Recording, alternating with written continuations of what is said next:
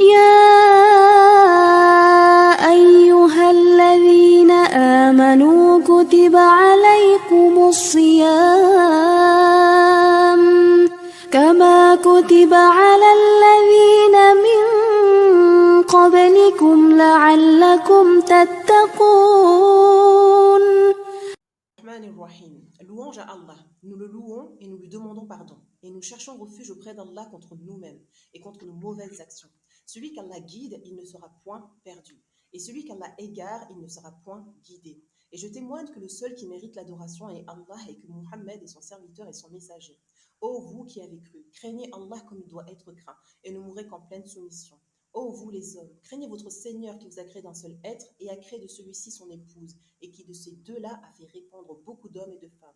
Craignez Allah au nom duquel vous vous implorez les uns des autres et craignez de rompre les liens du sang. Certes, Allah vous observe parfaitement. Ô vous qui avez cru, craignez Allah et parlez avec droiture afin qu'il améliore vos actions et vous pardonne vos péchés.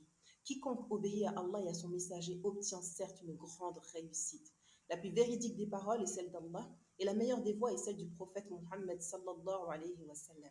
Et la plus mauvaise des choses est la nouveauté. Et toute nouveauté est innovation. Et toute innovation est égarement. Et tout égarement est au feu, qu'Allah nous en préserve.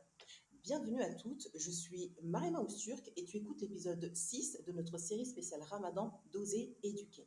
Et aujourd'hui, on se retrouve pour une interview Elle Ose. Je suis en compagnie de Virginia Siné, du compte Virginia Siné. Elle est mentor business, épouse et maman de 4 enfants de 13, 12, 9, 7 ans, expatriée en Angleterre depuis plus de 3 ans. Durant ce mois de Ramadan, on vous propose un podcast par jour avec des femmes qui ne cessent d'oser contribuer au changement de ce monde. Si tu découvres le podcast, je suis Mariama Ousturk, une femme engagée qui contribue à aider les mamans à oser faire des choix de vie conscients, respectueux et sains. Étant maman de 3 filles âgées de 13, 11 et 8 ans, il est dans mon devoir d'oser construire un monde meilleur pour elles et la nouvelle génération. Formatrice depuis plus de 13 ans auprès des jeunes musulmanes, expatriée en Turquie, c'est en ligne que je continue mon travail terrain. L'objectif des interviews Elle Ose est de nous permettre de découvrir le parcours de vie de mamans engagées qui ne cessent de bousculer leur quotidien pour oser éduquer selon leurs valeurs profondes. J'espère sincèrement que ce podcast t'inspirera le courage d'oser éduquer selon tes valeurs, la volonté de construire une stratégie efficace te permettant de surmonter les challenges éducatifs à notre époque et bien sûr qui te poussera à passer à l'action. Alors mets pause dans ton quotidien.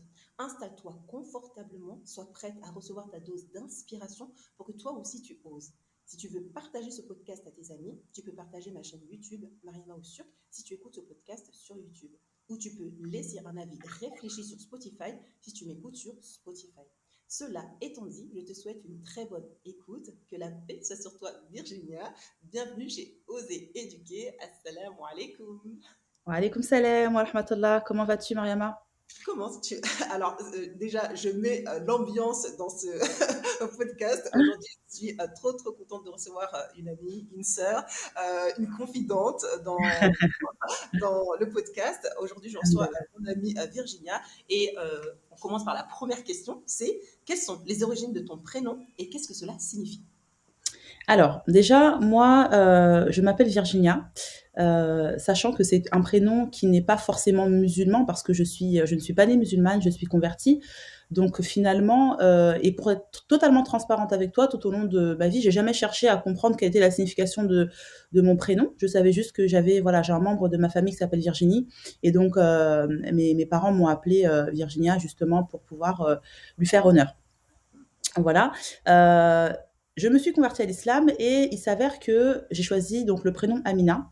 Amina qui justement est le nom de la maman du prophète Mohammed sallallahu alayhi wa sallam, et qui a justement cette signification qui veut dire justement cette femme de confiance finalement. Et au fil du temps, j'ai découvert également que j'ai un deuxième prénom qui est Aminata. Tu vois, c'est vraiment plus tard que j'ai découvert ça. Alors j'étais jeune, hein, ça date pas d'hier, et je le suis même avant ma conversion. Et c'est pour cela que j'ai gardé ce prénom finalement, tu vois, Aminata, parce que bah, finalement pour moi, j'ai pas changé de nom, je suis toujours la même. Sauf que pour moi, cette signification-là de Amina, c'est beaucoup plus parlant pour moi. Néanmoins, on m'a toujours appelée Virginia, on m'appelle toujours Virginia aujourd'hui, mais c'est vrai que dans la communauté, on m'appelle plutôt Amina, quoi. Ça me fait rappeler qu'on avait discuté ensemble, tu vois, par rapport à tes origines, parce que par rapport au fait que tu recherchais à mieux connaître tes origines au niveau de l'islam, etc. Est-ce que tu peux nous raconter, parce que toi, tu es congolaise, Oui, et justement, en faisant tes petites recherches, tes grandes recherches plutôt, tes grandes recherches, tu as découvert pas de qu'en fait, souci. en discutant avec ton papa, en essayant de savoir un peu plus tes origines, etc. Parce que, pourquoi je pose la question des origines? Parce que je pense qu'en connaissant notre passé, on a plus de force à transformer notre présent et notre avenir. Bien Et sûr. c'était super intéressant ce que tu m'avais partagé au téléphone par rapport à tes recherches. Est-ce que tu veux bien nous les partager ici? Oui, oui, alors en fait, moi j'ai toujours cherché, alors j'ai toujours été comme ça et surtout je pense que depuis que je suis musulmane, j'ai toujours fait cette recherche de savoir en fait finalement d'où je viens réellement, on va dire ça comme ça. Et alors j'ai pas fini mes recherches, hein, j'ai pas trouvé des trucs de fou, mais il s'avère que quand je me suis donc convertie à l'islam, j'ai moi et mes frères et sœurs, mes parents n'étaient pas de base musulmans. J'ai mon père qui s'est converti quelques années après nous. Et en fait, il m'a dit, «Ah mais tu sais, voilà, moi tu t'appelles Amina, Aminata, on a également d'autres prénoms, tu vois, Amine, Fatima, des trucs comme ça» et j'étais un peu étonnée, je savais pas du tout, il m'en a jamais parlé. Donc tu vois, il attend d'être musulman pour me dire. Bref, ça c'est une autre histoire. Et en fait, donc j'ai compris qu'en fait, on descendait des Peuls, tu vois? Et donc, bien entendu, bah, dans descendant des Peuls, tu as aussi justement des peuples, qui viennent des peuples arabes, quoi, tu vois? Du coup, on est en train de je commence un petit peu à faire mes recherches. J'ai pas trouvé énormément de choses pour le moment dans le sens où, voilà, je vais pas m'avancer, dans le podcast, mais peut-être que j'ai d'autres origines également, tu vois? Et c'est hyper intéressant dans le sens où quand tu te convertis à l'islam, surtout moi, qui justement vient d'un pays qui n'est pas forcément musulman. Alors il y a des musulmans, tu vois, au Congo et moi je le savais pas, c'est après que je l'ai découvert et ça m'a vraiment marquée et troublée, dans le sens où je me suis dit: «Waouh, en fait, je suis pas entre guillemets, on n'est pas les seuls», tu vois? Et c'est beau à voir, surtout que tu réalises que ce ne sont pas des convertis, c'est vraiment un peuple musulman, né musulman, avec des enfants musulmans et cetera, des parents musulmans, enfin voilà. Et c'est vrai que moi, ça m'a beaucoup rassurée dans cette démarche de quête, alors je dirais pas de quête identitaire, mais je vais te dire plutôt une quête communautaire. Pourquoi? Parce que bien entendu, quand tu rejoins cette religion musulmane, bah, logiquement, tu as cette notion de communauté. C'est logique, tu fais partie d'une communauté, on en parle beaucoup, la communauté, on n'est qu'un seul corps, et cetera.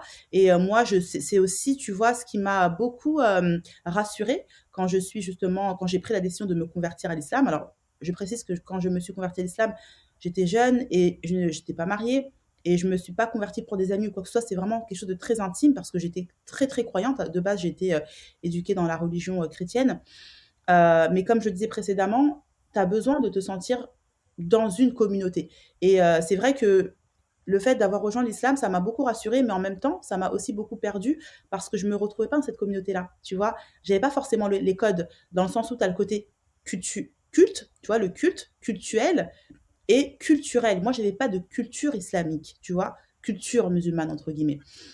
Et c'est vrai que, ben, moi, mon mari aussi est converti, il est français anglais, moi je suis congolaise, tu vois? Donc on est 2 convertis, qui avons justement des enfants nés musulmans. Donc logiquement, quand tu vas les éduquer, tu as besoin de leur transmettre des choses, tu vois? Ne serait-ce que dans la religion, mais également dans ta façon aussi, toi aussi, d'appréhender la religion. Et donc, c'est vrai que, au fur et à mesure de mon chemin, petit à petit, enfin, je pense que c'est vraiment au fur et à mesure du temps, avec les années que, bah, j'ai ressenti ce besoin, moi aussi, de comprendre d'où je venais et est-ce qu'il y avait des personnes également comme moi, tu vois? Et du coup, bah, ça me fait du bien justement, de faire cette démarche-là. Là, j'en parle aujourd'hui, Mariama, je t'en ai parlé par téléphone et c'est récent, tu vois? C'est pas des choses que je fais depuis 20 ans, mais je pense que d'ici quelques temps, je pourrais justement développer cet aspect-là. Non, je voulais en parler parce que je trouve que c'est noble de ta part d'être dans cette démarche, tu vois, même à cet âge-là, tu vois, Ouais, d'avoir cette démarche de vouloir savoir nos origines parce que comme on en parlait aussi au téléphone, c'est qu'on se cherche quotidiennement. En fait, on est toujours en bien quête sûr. de savoir, en quête d'où on vient, etc. Et je trouve que c'était assez noble. Et je pense que les sœurs qui vont nous écouter, les personnes qui vont nous écouter, peut-être qu'à travers ce que tu viens de nous dire, elles vont peut-être s'engager dans cette démarche à savoir, mais en fait, qui je suis, tu vois, qui sont mes origines. Ouais. Et je sais que moi, ça m'avait beaucoup aidé, moi, quand j'avais fait mes recherches personnelles. Même ma tante m'avait offert un livre où il y avait l'histoire de mon grand-père, etc. Et du coup, moi, ça Oui, m'avait tu m'en as parlé. énormément touchée. Et quand j'ai découvert son histoire, et ça m'avait touchée, je pense que quand on parle de ça, ça nous donne de la force aujourd'hui, tu vois. C'est Euh, ça. ça nous renforce et c'est pour ça qu'en fait, je me suis permise d'en parler. Permets-toi, permets-toi. Je me suis permise d'en parler parce qu'il y aurait tellement de choses à dire, machallah, Ouais. Virginia, machin. Du coup, euh, qu'est-ce que tu aimerais partager à nos auditrices qui sont en train de nous écouter, qui, par exemple, tu vois, par rapport à l'éducation de leurs enfants, ont certaines craintes par rapport à ce qui se passe actuellement. Tu vois, il y a beaucoup de doutes et beaucoup de craintes qui montent actuellement. Toi, qu'est-ce que Mm. tu mets en place et qu'est-ce que tu aimerais, par ce que tu fais, tu vois, dire aux Ouais. sœurs qui nous écoutent et qui se retrouvent dans l'épreuve de l'éducation, l'épreuve de la vie, tu vois, là, qu'est-ce que tu aimerais leur insuffler comme courage? Qu'est-ce que je pourrais partager? Alors déjà, je pense que c'est important d'avoir une vision éducative dans le sens où, parfois, enfin, quand on a des enfants, on pense que juste le fait de les aimer suffit. Je pense que aimer nos enfants, c'est la base, c'est hyper important parce que les enfants ont besoin d'amour, mais ils ont également besoin de cadre. Et ce cadre-là, il doit se créer. Et pour créer un cadre éducatif, il faut une vision. Et cette vision-là, elle se travaille. Et c'est vrai que parfois, on arrive à des étapes, tu vois, de nos vies où on va voir nos enfants et dire, OK, maintenant, qu'est-ce que je fais? Et je trouve ça dommage parce que finalement, je pense que même avant d'avoir des enfants, il faut réfléchir en fait, comment j'aimerais éduquer mes enfants? Qu'est-ce que j'aimerais leur offrir, tu vois, comme connaissances, compétences, comme bagage en fait dans ce bas monde. Et je pense que ça, c'est quelque chose qui manque beaucoup. Euh, Moi, j'ai parfois des messages, tu vois, de sœurs qui me disent, oui, bah, comment t'as fait pour que tes enfants prient? Moi, j'ai ma fille, elle a 13 ans, elle prie pas. Et en fait, ça me fait beaucoup de peine parce que je pars du principe où un enfant ne doit pas apprendre la prière au moment de l'âge, tu vois, où tu dois être amené à prier. Il doit comprendre ce que c'est que la prière. Il doit aimer la prière. Tu dois être amené justement à lui partager tout ça. C'est comme si finalement, pour moi, tu vois, l'islam, c'est un trésor, c'est un cadeau, et qu'il est tellement beau ce cadeau que tu dois le partager. T'as qu'une hâte, en fait, c'est de le partager, tu vois. Et bah, effectivement, cette religion-là, on va dire qu'elle a plusieurs chapitres, il y a plusieurs choses à apprendre, et selon l'âge de l'enfant, tu vas être amené à lui transmettre des choses. Et, et c'est un travail qu'il faut vraiment prendre au sérieux au final. Je pense que l'aspect éducatif, c'est pas un jeu. C'est pas un jeu, c'est quelque chose qu'il faut prendre véritablement au sérieux. Et je suis persuadée que si on nous donne des enfants, si Allah nous a donné des enfants, c'est qu'il a senti qu'on était capable de les porter, de les éduquer. Donc c'est un challenge. Donc il faut prendre vraiment très au sérieux ce challenge-là et surtout se dire que bah, on laisse un héritage derrière soi. Ça veut dire que nous, on est là, on va partir, nos enfants seront là, ils vont garder quelque chose qu'on leur a laissé, et plus tard, eux-mêmes vont laisser quelque chose, etc., etc. Donc je pense que déjà, c'est prendre très au sérieux ce rôle éducatif, avant d'avoir des stratégies, etc., de se dire, ok, est-ce que je prends réellement au sérieux cela, premièrement. Deuxièmement, se dire, qu'est-ce que j'ai envie maintenant qu'est-ce que je veux comme résultat pour mes enfants. Ça, c'est hyper important d'avoir une vision aussi à ce niveau-là. Et cette vision-là, on peut pas nous la donner. Elle doit se travailler, mais on peut pas nous la donner au final. Tu vois, mes enfants sont différents de tes enfants, qui sont différents d'autres enfants. Donc c'est toi qui vas justement avoir cet aspect-là d'observation également. Moi, je sais que j'en ai quatre. Les quatre enfants sont différents, tu vois. On les éduque de la même façon, mais pas avec les mêmes outils. Et ça, c'est hyper important de comprendre cela. Et je pense que, je me répète encore, mais la base, c'est de prendre véritablement au sérieux son rôle éducatif. Le papa et la maman, c'est pas juste des êtres humains qui sont là pour donner à manger et faire dormir les enfants, dire ils sont trop beaux mes enfants, machallah. Non, c'est pas que ça. C'est beaucoup plus que ça au final, tu vois. Et je pense que c'est ça aussi qui doit être mis en avant. Après, tu vois, les enfants grandissent, il y a plusieurs âges, hein, tu vois, tu as 0, 5 ans, 10 ans, 15 ans. Et je pense qu'à chaque étape, tu as un rapport différent avec ton enfant et la manière dont tu vas inculquer ton éducation, elle va être différente. Moi, mon enfant, mon plus grand, a 13 ans aujourd'hui. La manière dont je l'éduque, ça n'a rien à voir. Et la manière dont je le responsabilise n'a rien à voir avec quand il avait 8 ans, quand il avait 3 ans. Tu vois. Ouais. Donc voilà, après, c'est un sujet qui est assez vaste, mais en tout cas, moi, par mon expérience, comment je mets en place les choses, c'est que quand les enfants sont tout petits, la première chose pour moi, c'est qu'ils aiment leur religion. Tout passe par l'amour, en fait. Et parfois, c'est vrai que je trouve ça dommage que et ça peut paraître bizarre ce que je vais dire, hein, mais parfois tu as des parents qui vont te dire comment faire pour comment faire pour que mon enfant prie, comment faire pour que mon enfant ait une bonne, comment dirais-je, une bonne compagnie, etc. Mais toi, au final, c'est quoi ta vision de l'islam véritablement? Est-ce que pour toi, cette religion-là, c'est une religion qui est douce? Quel est ton rapport avec Allah? Et je pense que c'est ça, tout part déjà de soi, parce que ce que tu vas ressentir, ce que tu vas... En fait, comment je peux te dire ça? Tu dégages quelque chose dans l'éducation de tes enfants. Tu peux dire ce que tu veux, mais l'enfant, il va ressentir. Donc, en fait, tout part aussi également de soi, tu vois. Et donc, ça part encore dans cette responsabilité qu'on a envers nos enfants, mais nous-mêmes auprès d'Allah subhanahu wa ta'ala. Tu vois. Donc, c'est bien de vouloir éduquer des enfants, mais on doit aussi passer par nous. Tu vois ce que je veux dire? Non, je te rejoins totalement parce que en fait, là, j'ai une vision Ouais. quand, quand je suis tombée enceinte et que j'étais venue te voir et je t'ai dit, voilà, Amina, il faut comment on va faire l'éducation, parce que la vision, vraiment, c'est quelque chose qui nous tient beaucoup à cœur, etc. Ouais, Et je sais que tu m'avais offert un livre, mais purée, mais je ne le retrouve plus. ouais, mais je te Franchement, jure, je te l'ai offert ce livre, je l'ai plus jamais retrouvé de toute ma vie. tu m'avais Subhanallah. prêté. Tu m'avais prêté. Tu m'as Oui, dit, bah, il faut absolument que tu me le rendes et tout. Mais il était tellement magnifique, ce livre, ouais, dans la prise de conscience en tant que. Tu parles de la responsabilité, parce que je sais que c'était une valeur qui te tient profondément à cœur. Et vraiment, ce livre, il te responsabilise en tant qu'être humain, tu vois, dès le départ. exactement. Et je pense que c'est super important. Du coup, moi, ma question qui me vient là, c'est. Parce que là, quand tu parles d'éducation, tu dis que ça part de nous, tu vois, de Oui. vraiment prendre nos responsabilités, etc.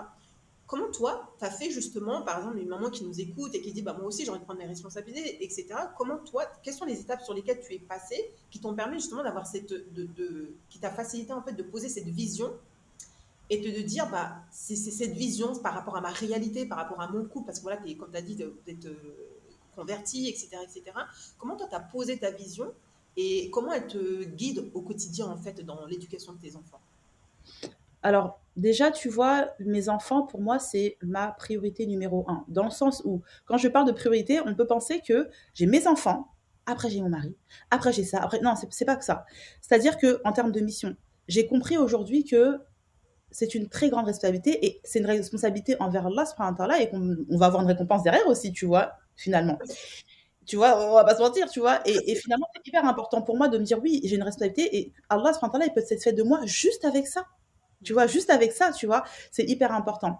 Maintenant, tu sais, quand je me suis mariée, une des phrases que mon mari m'a dit et qui m'a beaucoup marquée, il m'a dit, moi, je t'ai épousée parce que j'ai été la mère de mes enfants.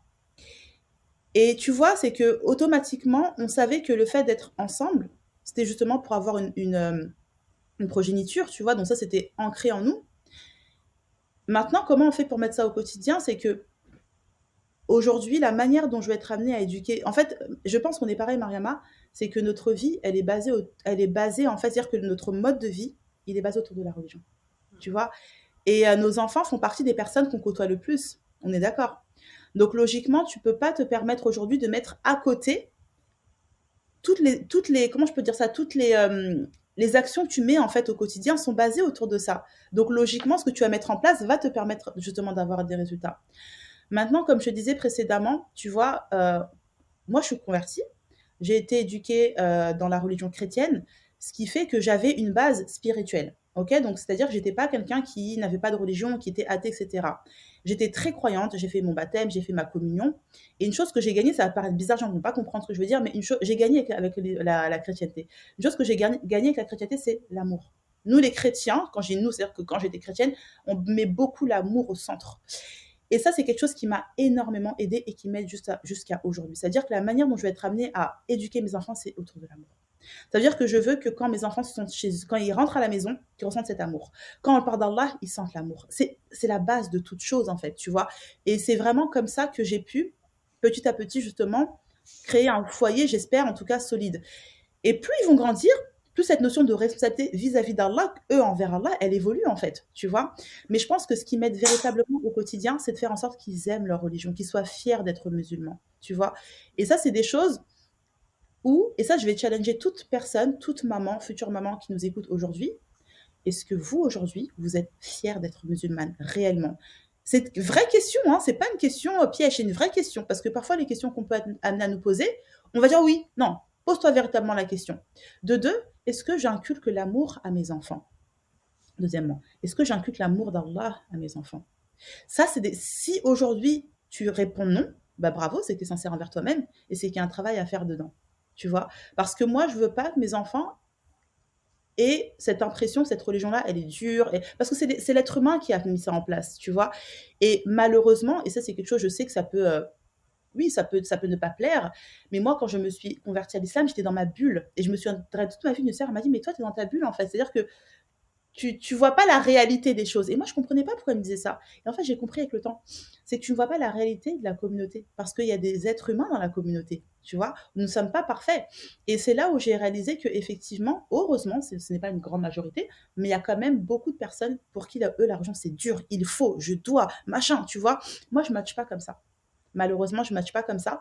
Mon mari, il matche pas comme ça également. Et je pense que mes enfants ne matchent pas comme ça. On a besoin d'être vraiment ancrés dans l'amour d'Allah, subhanahu wa ta'ala, tu vois. Et c'est ce qui me permet aujourd'hui de pouvoir tenir, c'est ce qui permet aujourd'hui de pouvoir, tu vois, me lever le matin et avoir cette volonté d'investir du temps pour mes enfants, d'investir de l'argent pour mes enfants, d'avoir quitté ce pays, tu vois, la France, pour mes enfants également, bah, c'est parce que j'aime Allah. C'est ça en fait. Et ça, c'est quelque chose, tu vois, aujourd'hui, pour moi en tout cas, qui m'a manqué dans la communauté. Et je me suis dit, bah, je vais la faire dans ma petite communauté qui est ma maison. Tu vois, tout simplement. Je trouve que les questions que tu as posées étaient super intéressantes dans le fait, quand tu as posé la question de est-ce que je suis fière d'être musulmane, tu vois. Mm. Et je trouve que c'est super important à se poser cette question parce que des fois, tout à l'heure, au début, tu as parlé de cultuel et de culturel, tu vois. Mm. Et c'est vrai que des fois, on peut se dire, bah, je suis musulmane oui, je suis fière, etc. Mais les questions, comme tu as dit, qui reviennent le plus souvent, c'est bah, comment prier, comment ceci, comment cela. Mais comment ça se fait que ça vient à un certain, en fait, comme tu as dit, à un certain âge poussé, etc. Ouais, Et subhanallah, tout à l'heure, quand je t'ai dit que le livre que tu m'avais offert m'a ouvert les yeux, parce que dans ce livre, en fait, il parlait des stratégies qui étaient mises en place pour justement détruire la communauté. ouais. Et subhanallah, en fait, quand tu prends conscience qu'il y a des personnes qui prennent du temps pour C'est détruire ça, oui, une mais bien sûr. nation, pour détruire comment on est, et nous créer des croyances aussi, tu vois, bah, Mm. finalement, tu prends conscience que le savoir est vraiment une arme. Parce que quand Mm. dans la religion chrétienne, tu as eu cette chance d'avoir de l'amour et maintenant de le transmettre à tes enfants, bah, moi qui est née musulmane, tu vois, Mm. euh, c'est quand j'ai pris mes cours de jurisprudence islamique et j'ai appris à connaître le prophète Mohammed sallallahu alayhi wa sallam, Ah, que c'est bien. j'ai connu le véritable amour, tu vois. Même C'est ça. quand j'avais fait mon hajj, tu vois, tu te rappelles quand j'étais Mm. en hajj, Ouais. je ne parlais pas, je me disais, Ouais, ouais. etc. Et tout. C'est parce que vraiment, le socle, c'est l'amour. Mais c'est ça.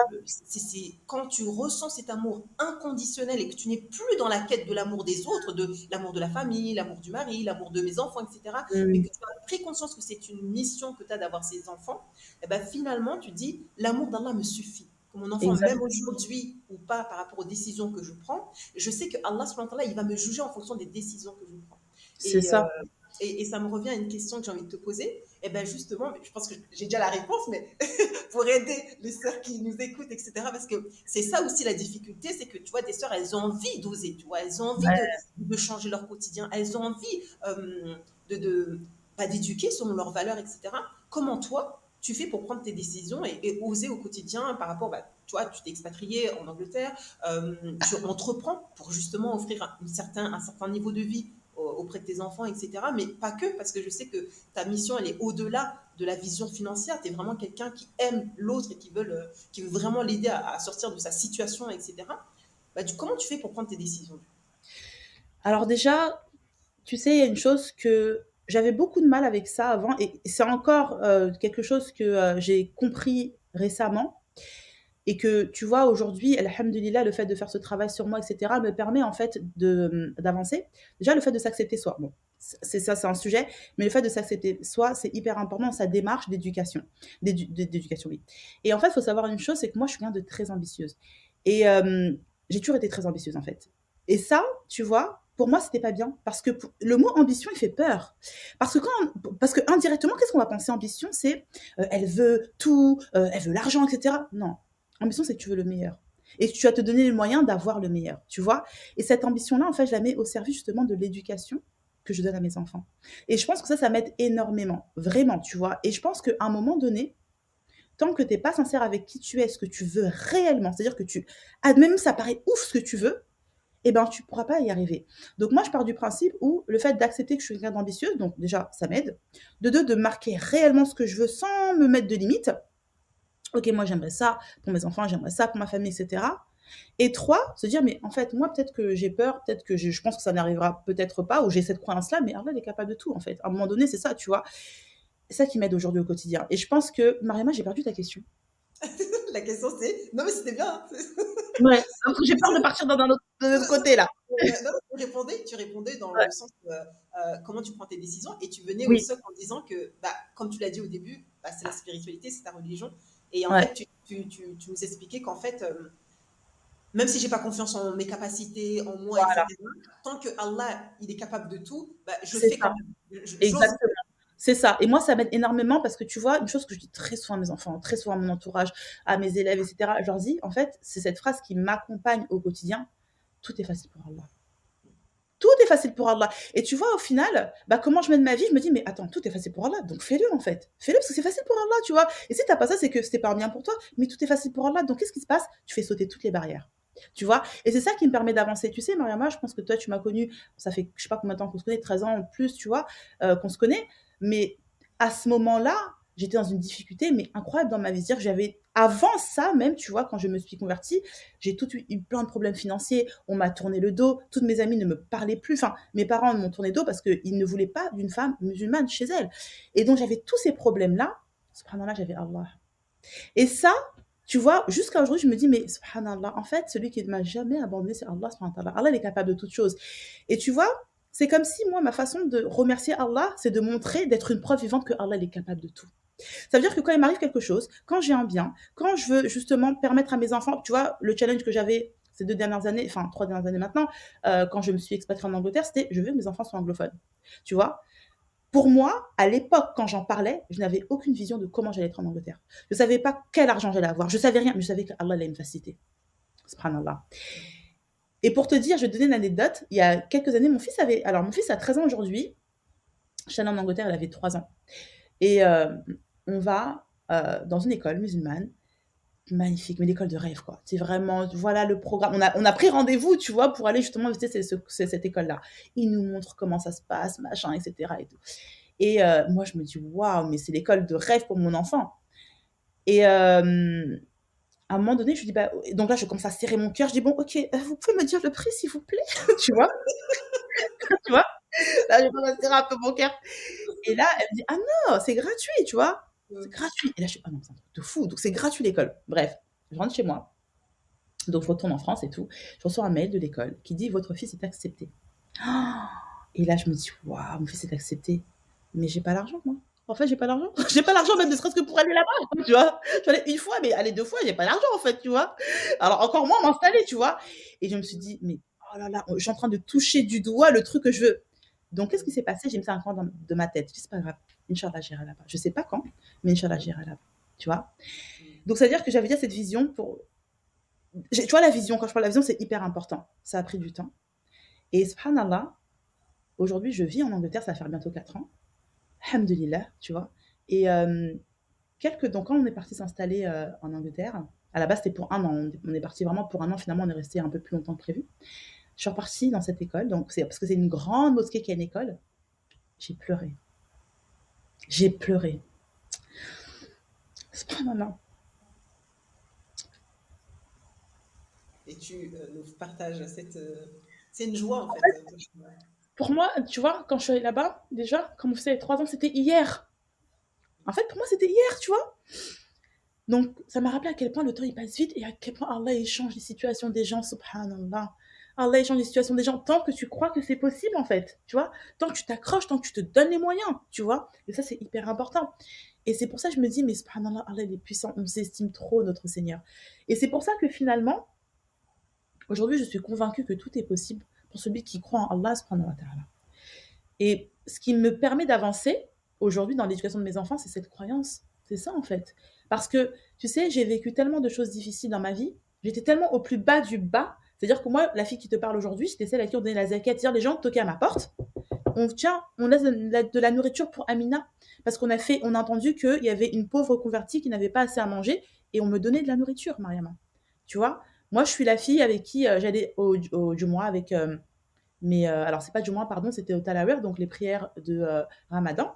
Je venais de me convertir, tu vois. Mes parents ne me parlaient plus, mes amis ne me parlaient plus. Je vais dans un studio, j'avais plus d'électricité, tu vois. Et je me souviens, j'étais pauvre, j'avais rien, mais j'étais pleine parce que j'avais Allah subhanahu wa ta'ala, tu vois.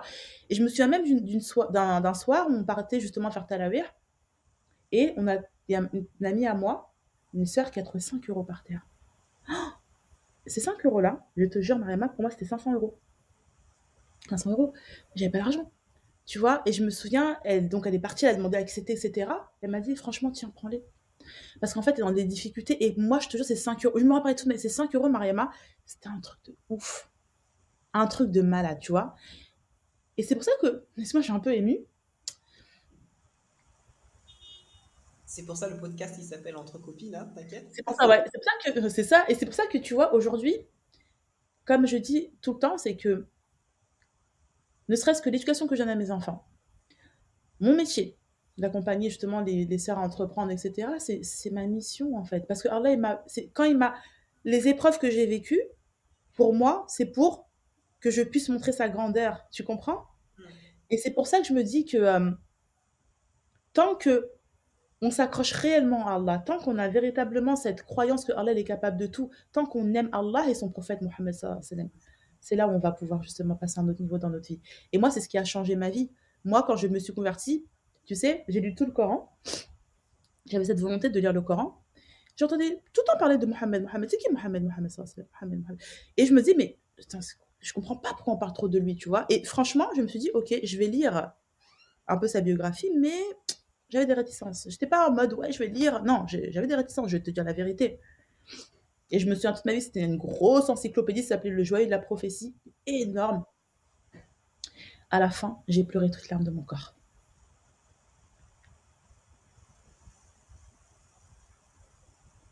Parce que Allah, à ce moment-là, Wallah, c'est comme une flèche, tu vois, qui est venue dans mon cœur, il m'a mis l'amour du prophète dans mon cœur.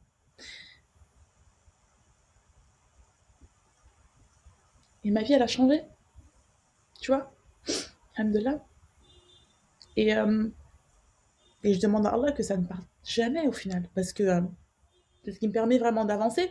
Et c'est drôle parce que tu vois, dans ma conversion, beaucoup tu sais, quand on parle de conversion, les gens pensent, tu vois, et c'est ce qu'ils imaginent, j'avais une religion et je change de religion. Moi, c'est pas comme ça. Hein. Moi, en fait, moi, j'étais chrétienne, mais je cherchais plus. C'est-à-dire que, tu vois, quand tu es chrétienne, on te parle de Jésus, tu vois. Et tu as des choses où tu commences à... Moi, je suis quelqu'un qui me pose quand même beaucoup de questions, tu vois. Euh, Jésus, le Fils de Dieu. Ok, le Fils de Dieu. C'est-à-dire, mais moi, en fait, j'aime Jésus, mais je veux m'approcher de Dieu. C'est ça que je veux, tu vois, j'ai envie. Tu vois, Sainte Marie, Mère de Dieu, Mère de Dieu. Tu vois, tu commences à faire tes recherches, etc. Et moi, je voulais plus. Et je me souviens, j'allais tout le temps voir ma grand-mère, tu vois, qui est chrétienne et qui est très, très pratiquante. Je lui dis, s'il te plaît, aide-moi. J'ai envie, tu vois, j'ai envie, je sais pas, elle me dit, fais ton chapelet. Tu vois, de passer un chapelet, tu vois. Et je le faisais, mais ça me suffisait pas. J'avais, tu vois, en fait, j'avais soif, en fait, j'avais soif d'Allah. Mais je savais pas comment manifester ça, tu vois. Et c'est là où je me suis dit, bah écoute, je vais aller, je vais voir ce que c'est que l'islam, parce que j'entendais quand même, tu vois, qu'on me disait, oui, mais l'islam, c'est la suite, etc. Je voulais comprendre. Et ça a changé ma vie. Parce que quand j'ai compris que finalement, Allah, subhanahu wa ta'ala, il a amené plusieurs prophètes, et Jésus était un prophète pour un peuple défini, et qu'il il allait avoir un autre prophète après qui allait être rejeté. C'est là où je suis allée regarder, c'est là où j'ai justement mes réponses, tu vois. Et c'est pour ça que moi je dis toujours, mais Jésus, j'ai toujours un amour inconditionnel, tu vois. Parce que justement, c'est notre prophète également. Et c'est ça qui est beau, et c'est pour ça qu'après, des années plus tard, quand je me suis convertie et que mes parents étaient vraiment choqués, et voilà. Et plus tard, mon père s'est converti, alhamdulillah, celui pour qui, franchement, je pense que les gens, quand les gens ont su que mon père était musulman, ils ont dit oui, Dieu existe, tu vois, parce que mon père n'était vraiment pas pour. Il y a deux choses qui s'est passées, c'est que quand il a découvert que Aïssa, Jésus, était justement mentionné dans le Coran, que Mariam, était mentionnée dans la Bible, elle avait même justement comment dirais-je, une sourate dédiée à cette femme-là, dédiée à elle. Et troisième chose, mon père, quand il s'est converti, il m'a dit cette phrase qui m'a marquée. Il m'a dit, tu sais, je pense que je vais me convertir. Et je lui ai dit, pourquoi? Il m'a dit, parce que je vais être comme vous. Tu vois, en parlant de mon mari, moi, mes enfants, etc. Parce qu'à un moment donné, il a dû vivre chez moi pour des raisons un peu personnelles. Et c'est là où je me suis dit, subhanallah, l'amour, tu vois, cette essence qu'Allah il nous donne à chacun d'entre nous, qu'on peut semer dans nos foyers, peut faire énormément de miracles, tu vois. Donc moi, finalement, la manière dont je me suis convertie, c'est par l'amour. La manière dont j'éduque mes enfants, c'est par l'amour, tu vois. Mais quand je parle d'amour, c'est pas, je suis pas en train de vous dire peace and love, we are the world, et puis non, c'est pas ça. Tu vois ce que je veux dire ou pas? Il y a des règles, tu vois. Il y a des règles. Mais les règles, tu les suis par amour, je suis désolée. Tu vois ce que je veux dire? Et tu crains ton Seigneur. mais tu crains ton Seigneur par amour, parce que tu aimes Allah. Tu veux pas le décevoir et tu as peur de le décevoir. On va donner l'exemple d'un parent, Mariama. Tu vois, tu dis, bah, tu tes parents, tu vois? Et tu as peur qu'ils te grondent, mais tu veux qu'ils te récompensent. Pourquoi? Parce que tu l'aimes. Mais tu pas qu'un rapport de peur, j'ai peur, j'ai peur, j'ai peur, tu vois? Et c'est ça où aujourd'hui, c'est ça qui m'aide aujourd'hui à tenir moi personnellement et à tenir justement le travail que je fais au sein de mon foyer.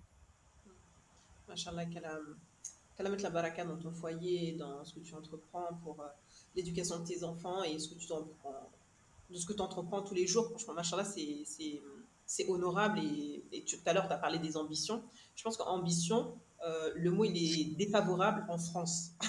Ouais, je Mais pense que c'est ça, ouais. Je pense que en c'est ça, Angleterre, effectivement. quand il sort, il a une autre vision. C'est Tout vraiment. à fait. Et même, j'écoutais un shir, machallah, qui a fait un très bon rappel sur l'ambition. Et il disait que le musulman, il est ambitieux. Parce que Ah, justement, en mais fait, on veut le paradis, mais on veut pas mais le bien plus, sûr, on veut le haut degré du mais c'est paradis. ça, Et pour avoir le haut degré, bah, il faut avoir une certaine ambition pour se dire que je mérite d'aller dans ce c'est ça, plus haut degré, d'être avec les prophètes, d'être exactement. avec les compagnons, de pouvoir être avec Allah, etc. Il faut avoir une certaine ambition pour ça, tu vois. C'est ça. Et du coup, je pense que celles qui nous écoutent là maintenant, il va falloir revoir vos critères de priorité et vos critères d'ambition, en fait. Qui vous C'est voulez ça. être auprès d'Allah subhanahu wa ta'ala. Qui vous C'est voulez ça. être quand vous serez face à Allah subhanahu wa ta'ala. Qui vous Mmh. voulez que vos enfants soient de quand vous vous rencontrez devant. C'est facile. Mais le paradis, il est difficile. Il va falloir Mmh. surmonter les épreuves. Et je vois dans ton cheminement, tu vois, tu as vécu de lourdes épreuves, tu vois, Mmh. qui étaient très très lourdes. Et même humainement, tu pourrais te dire, mais Starfall-là, pourquoi ça m'arrive à moi, etc. Mais Mmh. tu vas garder cette force de se dire, bah, non, Allah, il n'oubliera pas, en fait. Il Mmh. ne t'abandonne pas. Et je pense que tout ce que tu as accompli aujourd'hui, c'est cette force que tu as eue, justement, de garder ta confiance en Allah, subhanahu wa ta'ala, et qu'Allah te permette de la maintenir jusqu'à la fin de nos vies, Inch'Allah. Amin ajma'in. On arrive à 30 minutes, on doit tenir notre engagement. Ouais, Alhamdoulilah. Du coup, machallah, depuis que j'ai lancé ce challenge, je rencontre que des belles âmes ça me fait vraiment plaisir de faire cet échange aussi avec toi, Virginia. Du coup, on arrive à la question que je pose. Non, je vais te poser deux questions, d'accord? Euh, Vas-y. Quand j'ai partagé ta présence, j'ai partagé ton reel que tu avais mis moi à 20 ans et moi à 30 ans. C'est pas Oui, mal? ouais. Du coup, je vais te dire toi à 30 ans, toi à 40 ans. C'est vrai, par rapport à 10 ans. On n'a pas 40 ans, s'il vous plaît, ne vieillis pas, mais bon, on est en chemin. Alors, on est encore dans la trentaine, alhamdoulilah. Voilà, mais qu'est-ce que tu as, on va dire, t'as 40, vas-y, 50 ans, on va dire, on va avancer vraiment longtemps. Ouais. Regarde la Virginia d'aujourd'hui. Là, on fait le podcast, etc. Mais qu'est-ce que tu as envie de lui dire? Mmh. Qu'est-ce que j'ai envie de lui dire?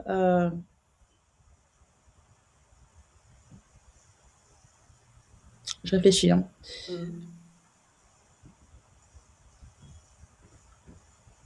Tu es 10 ans dans le futur et tu regardes ton Je lui ancien. dirais: «Continue de prendre soin de toi». Ça paraît très bizarre, mais continue de prendre soin de toi parce que c'est quelque chose que j'apprends maintenant au quotidien, c'est que le fait de prendre soin de soi, c'est comme ça que tu vas mieux prendre soin des autres, mieux prendre soin de ta religion et cetera et je dirais prendre soin de soi et quand je parle de soin de soi, je parle pas uniquement d'aller faire des shampoings et puis des soins, je parle pas forcément de ça. C'est de prendre justement du temps aussi toi personnellement dans ta relation avec Allah subhanahu wa ta'ala, tu vois? Et de t'écouter. Parce que plus tu vas t'écouter, plus tu vas te respecter, plus tu vas comprendre qui tu es et mieux tu vas faire les choses. Donc je dirais de continuer de prendre. J'ai bien fait exprès de dire le mot continuer parce que justement, c'est quelque chose que j'entreprends et j'espère qu'à cet âge-là, je me dirai, ah, bah, je continue de le faire donc je continue. Tu vois, pas commence, continue. Tu vois, continue bien comme il faut. Euh, D'accord, mais attends, il y a une question qui me vient. Justement, il y a une sœur, si par exemple je t'écoute et que je me dis, ah bah, je vais commencer moi aussi à prendre soin de moi, Mm. tu me dirais de commencer par quoi? Bah, recommencer par ce qui est important pour toi. Parce que moi, aujourd'hui, je pourrais pas dire à quelqu'un, bah, tu sais quoi, alors déjà, commence par lire un verset par jour. Ensuite, tu peux pas faire ça, tu vois. On a toutes nos réalités, tu vois ce que je veux dire? Et le fait d'écouter profondément qu'est-ce qui est important pour moi là maintenant va te permettre de pouvoir mettre en action. Parce que ce que tu vas faire là, la façon que tu vas prendre soin de toi aujourd'hui ne sera pas la même que demain, que dans 3 semaines, que dans un mois et dans un an, tu vois. Donc, je pense que c'est aussi se responsabiliser, s'écouter et se dire, ok, moi aujourd'hui, qu'est-ce que je pense qu'il est Important. peut-être important de prioriser, tu vois? Et si vraiment, vraiment, vraiment, vraiment, vraiment tu trouves pas, bah, justement de solliciter des personnes autour de toi qui justement ont déjà, on va dire, qui cheminent vers ce que tu aimerais, tu vois, qui comprennent ce que tu vis et à qui tu vas pouvoir demander de l'aide, tu vois, pour pouvoir creuser. Mais je pense qu'on peut quand même, nous toutes, personnellement, se questionner et trouver ces réponses. Je pense que oui, si on est assez honnête avec soi, Voilà. qu'on regarde notre quotidien, on arrive Ouais, à voir. Je pense que c'est déjà de se poser, en fait, si on n'arrive pas à savoir de quoi j'ai besoin, c'est de dire qu'est-ce qui me révolte ou qu'est-ce qui me met en colère en ce moment dans mon quotidien, que j'ai envie d'apporter plus de sérénité, etc. Si c'est par exemple dans le couple, peut-être commencer par le couple, à se dire voilà, il faudrait qu'on revoie notre couple, etc. Si c'est avec les enfants, c'est peut-être revoir avec les enfants, etc. Ou si c'est moi-même, tu vois, c'est de se dire bah, là en fait, non, c'est moi qui a besoin de temps pour moi, de temps pour réfléchir sur mes projets, etc. Bah, c'est vraiment d'avoir cet instant d'introspection, tu vois. c'est ça, s'écouter. Tu sais, on vit dans un monde où il y a beaucoup de bruit, hein, Ouais. beaucoup, beaucoup de bruit, et le fait juste de s'écouter, c'est ok, qu'est-ce que j'ai besoin? En fait, tu vois, qu'est-ce que j'ai. Je te jure que si tu dis juste qu'est-ce que j'ai besoin, avec un silence, il y a une réponse qui va arriver. Même parfois, c'est des réponses qu'on n'a pas forcément, tu vois, conscientisées, mais qui vont arriver au final, tu vois. Mais je pense que c'est important et avec une véritable sincérité. Parce que parfois, la réponse ne sera pas forcément la réponse à laquelle on s'attendait, tu vois. Mais il faut quand même l'assumer parce que c'est ce qui va nous permettre de nous sentir mieux. Et je rajouterais d'accepter les souffrances qui vont accompagner, d'accepter les épreuves qui vont accompagner ce processus Ouais, d'acceptation c'est de ça. soi, Ouais, de changement de soi, parce que on a l'impression que waouh, ça y est, j'ai l'idée, il faut que je change ça, il faut que je change ça, et que ça va se faire du jour au lendemain. Il y aura c'est une ça. certaine, en connaissance de cause, il y aura une certaine souffrance, il y aura une certaine Ouais. colère qui va se réveiller, mais comme on dit, l'or se forge après l'avoir mis dans le feu et il devient Hmm. or et brillant après cet instant de douleur et d'épreuve. Et on est dans un monde d'épreuves et il faut vraiment qu'on accepte ça et qu'on remercie Allah subhanahu wa ta'ala de toujours nous éveiller, de nous mettre cette piqûre qui nous permet en fait de nous rappeler qu'on est faible et qu'en fait c'est lui qui a la toute puissance. Il faut que j'ai cette audace d'aller lui demander de l'aide vis-à-vis du besoin et de la souffrance que je peux avoir actuellement. Hmm. Du coup, Virginia, on termine avec notre dernière question. Quel est le verset, puisqu'on est mois du Ramadan, mois du Ouais. Coran, du coup, quel est ce verset qui t'inspire et qui te motive au quotidien? Bah écoute, je pense, comme je te disais, je pense qu'on a toutes des versets qui nous touchent au quotidien. Et je réfléchissais en fait. J'avais noté en fait un verset. Je me suis dit non, en fait, c'est pas celui-ci, c'est pas vrai. Celui qui m'aide. Tu vois, quand on parle, c'est d'être sincère envers soi-même, tu vois. Moi, ça me fait rire parce que la sœur que j'ai eue avant, elle me dit, moi, je cherchais un verset qui allait inspirer les sœurs et tout. Après, je Ouais, me suis dit, mais non, mais j'ai un verset qui me suit depuis que je suis toute petite, ouais. qui me Euh, touche et tout. Et je dis, mais oui, les filles, soyez tranquilles. En fait, le verset qui te touche il est va en rapport avec automatiquement toi. toucher, va C'est ça. automatiquement toucher quelqu'un qui nous écoute, etc. On disait tout à l'heure de s'écouter. Du coup, vas-y, Ouais, écoute-toi. voilà.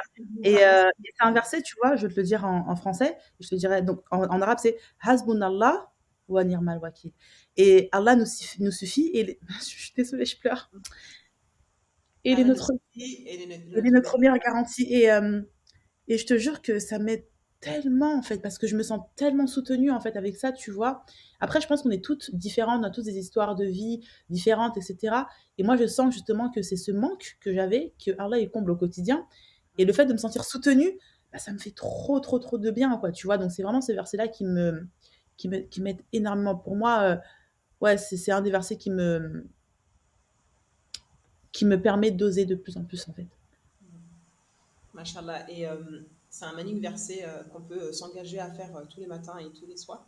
Pour Mm. justement se rappeler que dans nos moments de difficulté, dans nos moments d'épreuve, ben, en fait, on n'est jamais seul. Allah, Ouais, en fait, il n'a pas abandonné le prophète Mohammed c'est sallam. Pourquoi il ça, nous abandonnerait? Pourquoi il nous c'est ça, abandonnerait nous? c'est euh, ça. Mais tu sais, Mariama, c'est surtout une chose maintenant que je conscientise beaucoup, c'est que nous, en fait, on s'abandonne. On s'abandonne nous-mêmes. Et on pense que c'est Allah, mais en fait, c'est nous qui nous abandonnons nous-mêmes, tu vois. D'où cette importance de reprendre ses responsabilités, se dire non, j'avance, je me fais confiance parce que Allah il est avec moi. Et Allah, il dit, je suis à l'image de ce que se fait mon serviteur de moi. Et ça part encore de cette. Je sais, c'est un mot que je répète très souvent, mais encore responsabiliser, c'est-à-dire que tu es responsable de l'image que tu as d'Allah, subhanahu wa ta'ala.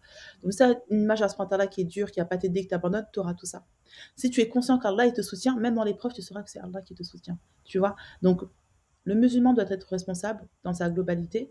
Ça peut faire peur, mais on est soutenu par lui. Et c'est ça qui est beau, alhamdulillah. Alhamdulillah, alhamdulillah. Magnifique partage. C'était Merci. un réel plaisir d'avoir cet échange. Et en plus, c'est un challenge qu'on s'est dit. On s'est dit, on va lancer notre podcast. Ouais, je te jure, subhanallah. Grave, alhamdulillah. Au quotidien, Alhamdulillah. on se challenge pour continuer notre mission de vie, celle d'inspirer ce courage et cette ambition de remettre au centre de nos vies Allah subhanahu wa ta'ala. Hmm, Et quand on a cette ambition de le mettre au centre de nos vies, ben en fait, finalement, la vie, elle est beaucoup plus douce, beaucoup plus. hmm, Euh, Tu sais, les gens aujourd'hui cherchent le bonheur. ouais, Les gens, ils cherchent le bonheur. Oui, je cherche le bonheur par-ci. Je pense que le bonheur, et c'est pas je pense, c'est une conviction. Le bonheur se trouve quand tu es avec Allah.